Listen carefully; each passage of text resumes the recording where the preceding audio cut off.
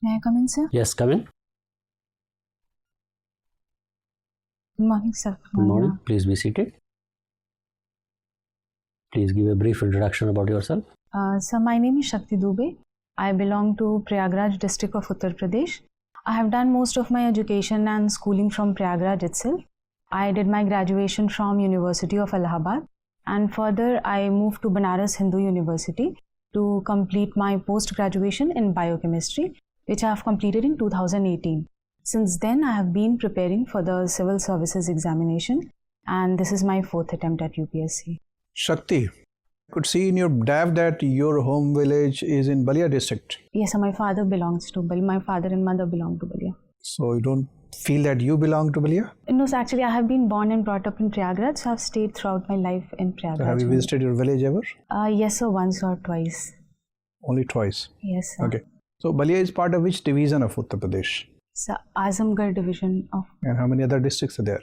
Sorry, sir, I need to read about that. Okay. Which language is spoken there locally? Bhojpuri. And nowadays you are studying in Prayagraj. Yes, sir. Which language is spoken in Prayagraj? So Hindi is there, and along with that there are different dialects in different regions. Which dialects are spoken by the villagers around Allahabad? So some of them speak Bhojpuris also. Shakti, you are a student of PSIR. Okay.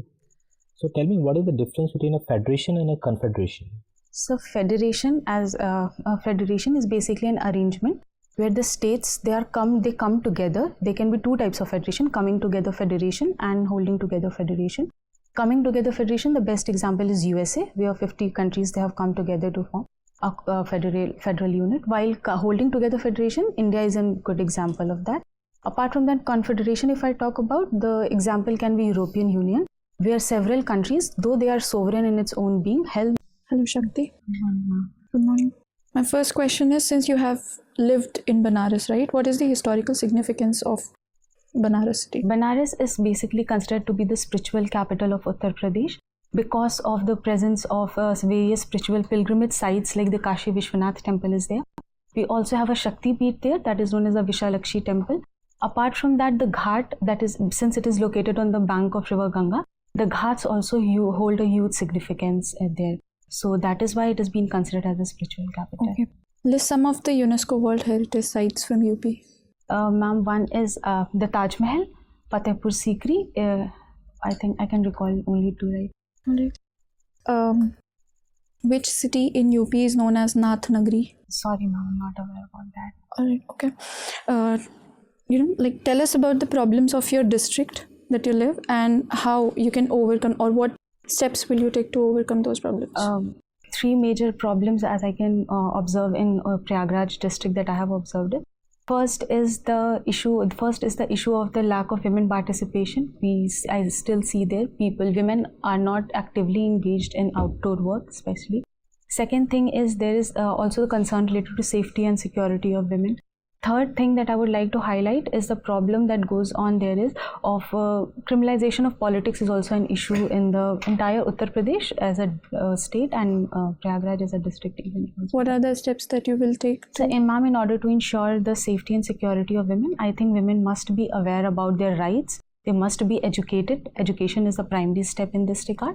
And talking about the criminalization of politics, for that I think there is a need that we come up with a proper code of conduct that has to be followed so that we can avoid the criminals in the politics as such. Some of the handicrafts of Eastern UP. Ma'am, handicrafts are Moonj products from the Prayagraj, which is also one district under the one district one product. The baskets, etc., they are very famous. Apart from that, Bhadohi, the carpet is very famous from there. From Banaras, the Banarsi silk, and from Lucknow, the chikankari embroidery is also very famous. So, all right, thank you. Thank you. Okay. I see that your father was associated with the UP police. Yes, sir. So in common perception, when we talk about uniformed services in India, the army has a very positive image in the minds of people. However, the police forces is viewed with skepticism. Yes, sir. Why is it so?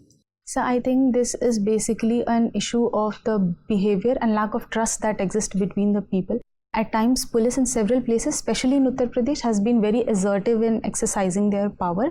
So this is one of the reasons why there is lack of trust among the people and the police.